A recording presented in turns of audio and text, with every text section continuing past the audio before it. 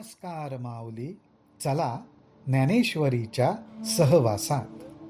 ज्ञानेश्वरी अध्याय 6 मधील 273 ते 280 ओव्यांच्या सहवासात आपण जाऊया.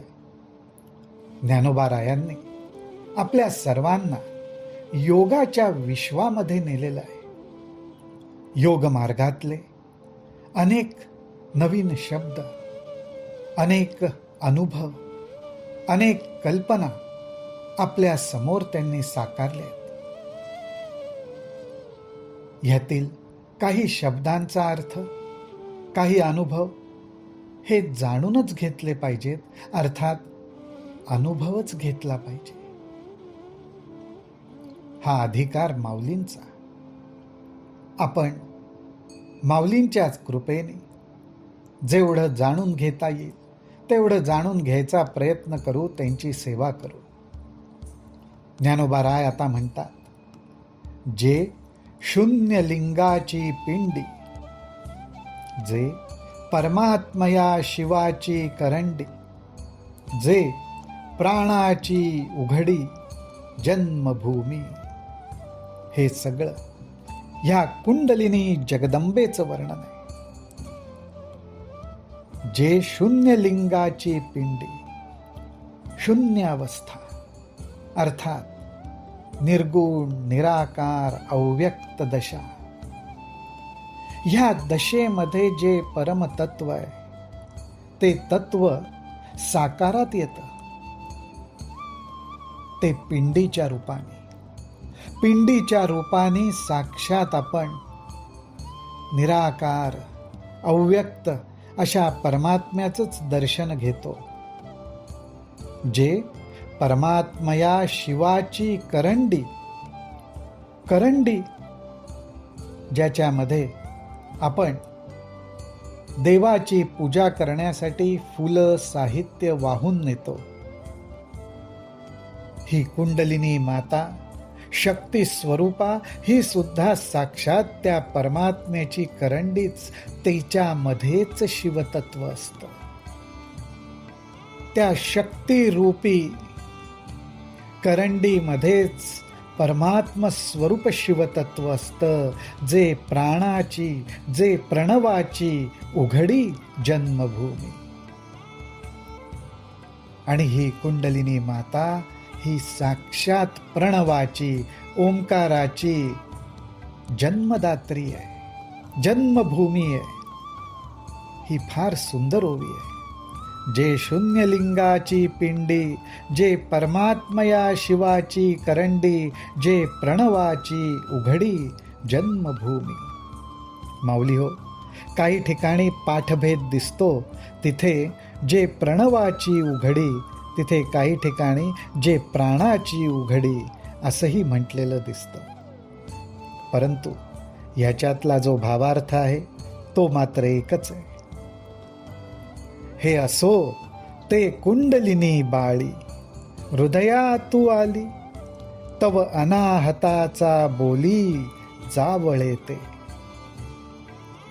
कुंडलिनी मातेमुळे योग्याच्या शरीरामध्ये आणि शरीरांतर्गत जे बदल घडतात, योग्याला त्या साधनेच्या अवस्थेमध्ये जे अनुभव येतात,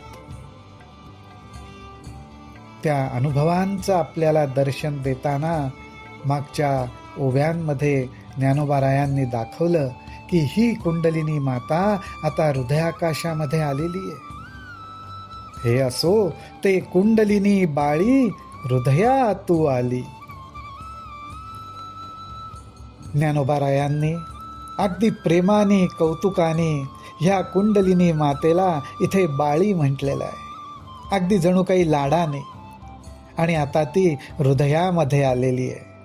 आणि ह्या हृदयामध्ये आल्यावर ह्या हृदयाकाशामध्ये ती अनाहताची बोली, तव अनाहताचा बोली चावळे ते.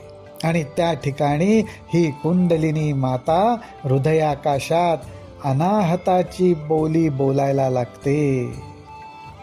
अनाहत अर्थात दोन गोष्टींच्या साह्याने नाही, तर दोन गोष्टींच्या साह्याशिवाय स्वयंभूपणे असलेला जो नाद तो अनाहत नाद.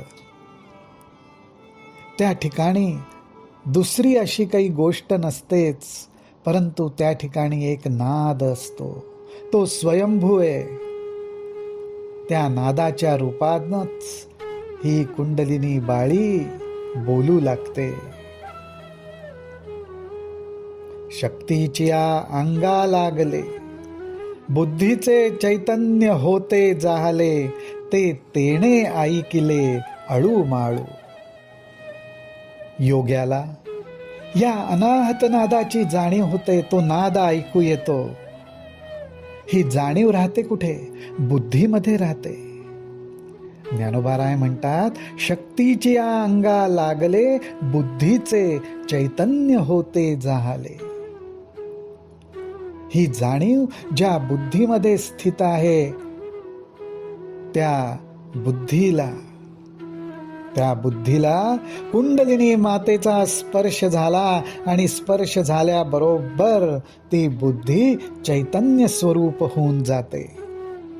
आणि चैतन्य स्वरूप झाल्यामुळेच, चैतन्य स्वरूप होऊन ती तो अनाहत नाद ऐकते. म्हणजे केवळ जाणीव रूपाने तिथे राहते. आता या अनाहत नादाच्या वर्णनाकडे आपण वळूया. ज्ञानोबाराय म्हणतात, घोषाचा कुंडी, नादचित्रांची रूपडी, प्रणवाचिया मोडी रेखिली ऐसी.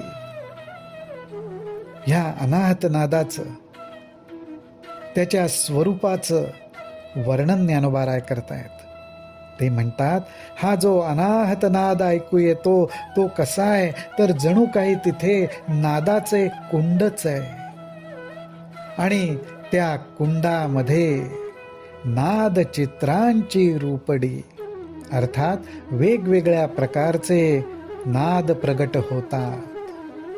योग मार्गामध्ये 10 प्रकारच्या नादांचं वर्णन केलेलं आहे. आणि हे 10 प्रकारचे नाद प्रणवाचिया मोडी रेखिली ऐसे. प्रणवाच्या आकारामध्ये जशा वेगवेगळ्या छटा आहेत, वेगवेगळ्या रेषा आहेत, जणू काही त्याच्यातूनच हे दशनाद निर्माण झालेले आहेत. हेची कल्पावे तरी जाणीजे, परी आता कल्पिते कैचे आणीजे, परी नेणो काय गाजे तिये ठाई. या नादांची आपण कल्पना केली तर एखाद वेळेस आपल्याला जाणता येईल, पण ज्ञानोबाराय म्हणतात, तिथे कल्पना कोण करणार? कारण ह्या ठिकाणी कल्पना करणारा कोणी राहतच नाही. इथे सगळा हा स्वयंभू नादाचा अनुभव आहे. कोण कशाची कल्पना करणार आणि जाणणार? त्यामुळे हा नाद कसा होतो, कुठून होतो हे सांगता येत नाही. परी नेणो काय गाजे तिये ठाई. विसरोनी गेलो अर्जुना, जव नाशू नाही पवना, तव वाचा आथी गगना म्हणूनी घुमे. श्री कृष्ण अर्जुनाला म्हणतात, अरे अर्जुना, तुला सांगायचं मी विसरलोच. जव नाशू नाही पवना, जोपर्यंत पवनाचा म्हणजे वायूचा नाश होत नाही, अर्थात तो लयास जात नाही, जोपर्यंत हा वायू, कुठला वायू? जो हृदयाकाशामध्ये भरून राहिलाय,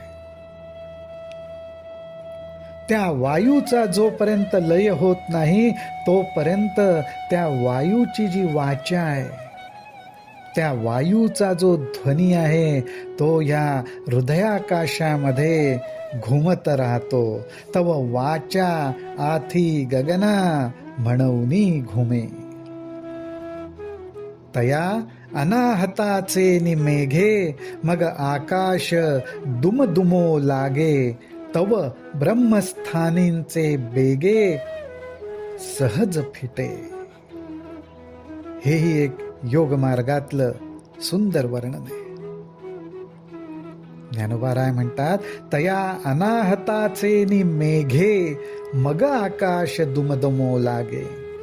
10 नादांपैकी एक नाद जो मेघ गर्जनेसारखा आहे. तो मेघ गर्जनेचा नाद आकाशात दुमदुमू लागतो, आकाश भरून टाकतो. आणि असं जेव्हा होतं तव ब्रह्मस्थानींचे बेगे सहज फिटे. तेव्हा ब्रह्मस्थानाकडे जाण्याचा मार्ग मोकळा होतो. त्याच्यात कुठलाही अडथळा राहत नाही. ऐके कमळ गर्भाकारे जे महदाकाश दुसरे. जेथ चैतन्य आधातुरे करुणी असिजे. हृदयाकाशानंतरच पुढे महदाकाश. हे महदाकाश कसं आहे तर कमळ गर्भाकारे, जणू कमळाच्या गर्भाच्याच आकारासारखं हे जे दुसरं महदाकाश आहे हृदयाकाशाच्या वरती. त्या ठिकाणी जेथ चैतन्य आधातुरे करुणी असिजे. हृदयाकाशाच्या वरच्या बाजूचं असलेलं हे महदाकाश, त्या ठिकाणी चैतन्य आहे. आणि ते चैतन्य कसं आहे, आधातुरे करुणी असिजे.